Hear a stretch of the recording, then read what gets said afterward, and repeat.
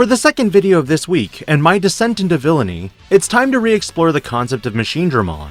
In looking at certain cards and interactions from EX9, this might be a time in which it's possible, though not likely, that you could OTK with Machinedramon. There are a few ways to do this, but what is arguably the most consistent way? As always, if you enjoy these types of videos, do consider liking this video, subscribing to the channel, and hitting that notification bell for more future content. With EX9 hitting shelves tomorrow or the day after, it is prime time to explore a new variant of Machinedramon. With so much new support, could it elevate Machinedramon to a higher tier, or will it be stuck as a gimmicky deck? And as usual, because this deck's focus is a Machine Dragon, did you know that I've got a Machine Dragon playmat available? Courtesy of my talented artist Alex Alcantar, we've reimagined this mechanized menace with a pop culture reference, whether you're a Godzilla or a Zoids fan. Check out the store, link in the description of this video if you're looking for sleeves as well. Plug-in aside, with so many super aggro builds in the current format, the question becomes, can Machinedramon get to the same speed or control the board enough for 2 to 3 turns before comboing off? And because of this, after some investigations into the current archetype, Machinedramon has quite a few ways to OTK, which is what this entire video looks at exploring. For Machinedramon, the newest variant offers an on-play when digivolving and when attacking effect, that once per turn by placing one level 5 Cyborg or version 5 trait card from your hand or trash as this Digimon's top Digivolution card, activate one on-play effect of the placed card as an effect of this Digimon. Additionally, all turns, when this Digimon would leave the battle area, by trashing the bottom 2 face down or Cyborg trait Digivolution cards, it doesn't leave. After rule checking and feedback from the set review video, it can be 2 face down, 2 Cyborg, or 1 of each. This Digimon also has an ability of Assembly -6, meaning if you tuck 4 level 5 Cyborg trait Digimon with different names, you reduce the play cost by 6. When you compare this to EX1 Machinedramon, there are different tricks you could be opting for depending on what you want to do.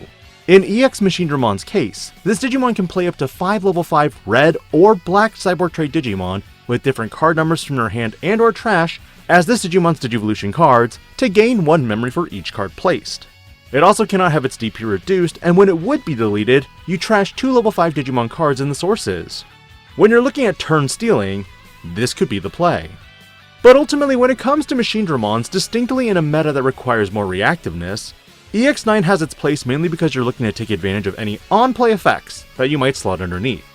But if you're looking at stealing turns, the old one does the job fairly well. But one distinction that you have to be extremely careful about is the phrasing of Assembly -6 for the newest Machinedramon. Note that this does not look for 5 Cyborg trait Digimon with different card numbers, but different names. Meaning if you wanted to slot 2 metalgreymons from 2 different sets, you can't. On the bright side, this does let you use any color, whether it be mono blue as well, for the Cyborg trait Digimon. And because you might be wondering, how are we possibly going to OTK in this deck? The answer lies with another old friend in the form of BT11 Machinedramon.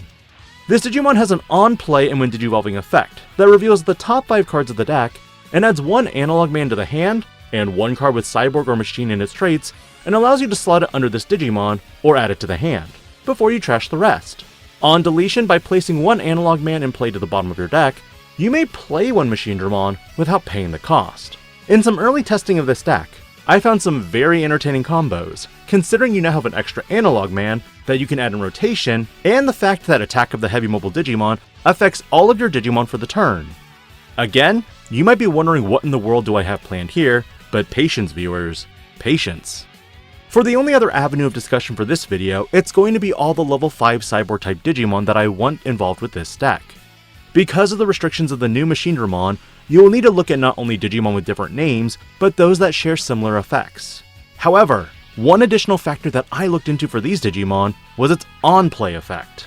For example, Megadramon from EX1 has Security Attack +1, but offers an on-play effect that deletes Digimon with 3000 DP or less. While not crazy, it does offer a way for you to delete your opponent's floodgates that may prevent you from cost reducing or even playing Digimon by effect. Likewise, the new metalgreymon has a similar ability that lets you delete Digimon when you play it with 5000 DP or less, or a 2000 DP increase to this effect if it has a face-down source in the sources. Volcanomon for another completely different named Digimon, and interestingly, despite not having an on-play effect, I use wargrowlmon X in this build because there are several wargrowlmon targets that could be used. Again with the new Machinedramon, you're trying to find similar effects, on-play effects, and different named Digimon. For your security trashers, I used rapidmon with its on-play D-Digivolve, and likewise the other metaltyrannamon for its own D-Digivolve and deletion on-play effect. But you could also utilize the old BT11 metaltyrannamon or even the royal base level 5s, though I don't recommend these. For the DP buffers, you have several avenues here, whether it be Jet Sylphimon, DIGI-PANDA, or the new metalgreymon Alterous mode, which could digivolve off your metalgreymons for 1-cost evo. But the only other option here in my mind would be Cyberdramon since it offers an on-play effect. As for unsuspends, you have metalmamemon who unsuspends any Digimon at the end of your turn. Could be this one, or another Digimon. Not to mention it's got a great source stripping effect and can also bounce a Digimon with no sources. You also have the reboot from Gigadramon from BT15 who can also search for extra Machinedramons if you need them. And the newest Megadramon, which is the cheeky element for this OTK. For attackers in a Digimon, you have BT8 metalgreymon who can attack in a Digimon, unsuspended or not. But you also have a wargrowlmon that gives raid and retaliation, and when the stack is deleted, you get to trash an opponent's security. But for the remaining options, the ones I recommend are the metalgreymon from BT7 who can steal memory. While it's not conventional like the EX1 Machinedramon, this metalgreymon can gain you 2 memory if you have a tamer in play. Wargrowlmon Ace being able to clear a lot of Digimon and the fact that you slot it under EX9 Machinedramon means that it immediately gets an additional plus 3000 to the deletion based effects. BT9 Megadramon for tamer destruction, and Cyberdramon for potentially playing a tamer and de-digivolving. Because you have so many security checks, you'll definitely want a Piercer, but with so many metalgreymons in rotation already, it seemed appropriate to move more towards the metaltyrannamon here. And as much as I've gone through all these Cyborg trait Digimon and Machinedramon himself, what kind of combo am I talking about here? Ultimately, your goal is to trash your Cyborgs as quickly as possible, meaning I am opting for a purple baseline and utilizing several favorite cards across the format in order to find and trash quickly. An ideal turn would be to Evo in the back and then play Analog Man, because if you can set up quick enough, it could very well be GG. Again, the main goal is to set up Analog Man and get in a BT11 Machinedramon, and if Machinedramon has the Megadramon underneath it, oh boy, are things about to get a little exciting. When this Machinedramon attacks, if it is the only Digimon in play, you can use Megadramon's effect to delete your lowest level Digimon and unsuspend this Digimon. But if this is the only Digimon in play, you get to now play another Machinedramon in its place. And with multiple Analog Man, this means if you have multiple BT11 Machinedramons, they could come out and tuck a source under them. The key thing here is to have the attack of the heavy mobile Digimon active, because all of your Digimon that are played will get the Rush and Blitz effect. The limiting factor here is of course the number of Analog Mans you have in play, but with 4 extra Analog Man in rotation now, it's very possible to loop Machinedramon.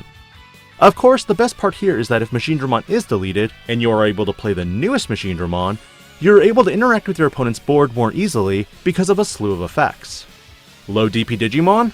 Nuke them with Megadramons on play. Less than 7000 DP? Use metalgreymon. Ace Digimon in play? De-Digivolve. Immune to deletion? DP reduction.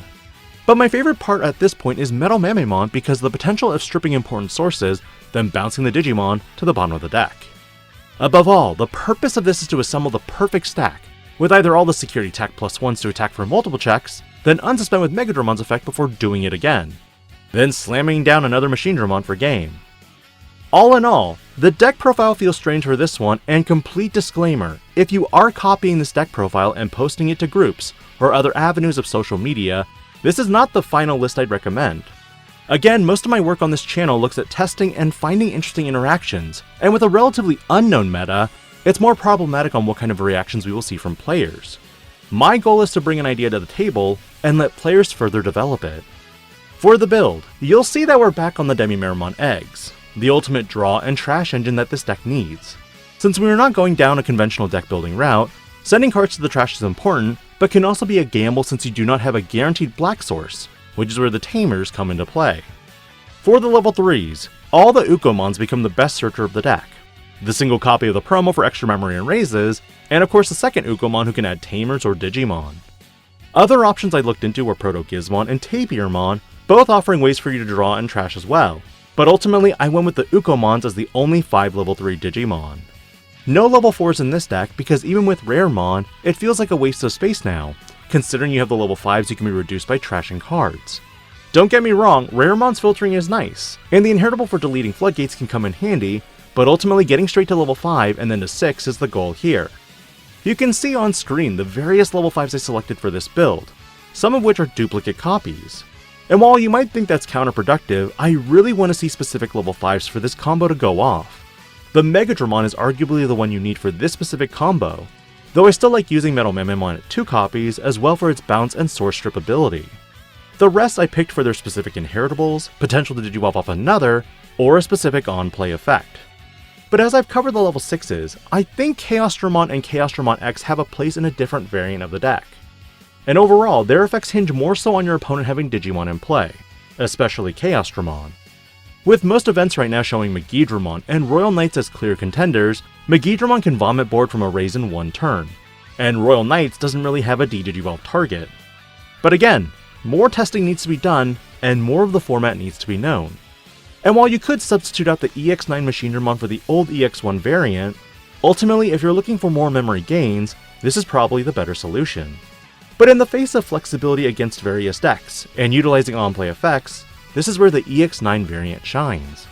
Option-wise, it's simply 3 Supreme Connections and 4 Attack of the Heavy Mobile Digimon. Supreme Connections is what helps you facilitate adjusting your hand and filling your trash, though the cost reduction comes in super clutch here. And the Attack of the Heavy Mobile Digimon is what can make your actual OTK happen, but its security effect allows you to trash a Digimon to delete a Digimon of the same or lower level. Other considerations here, since I am purple based, was Missed Memory Boost, but trashing Tamers felt bad. However, considering you can tuck these cards for face down effects, it's also not that bad. Finally, Tamer wise, I maxed out on all the Analog Mans because their effects can help in various ways.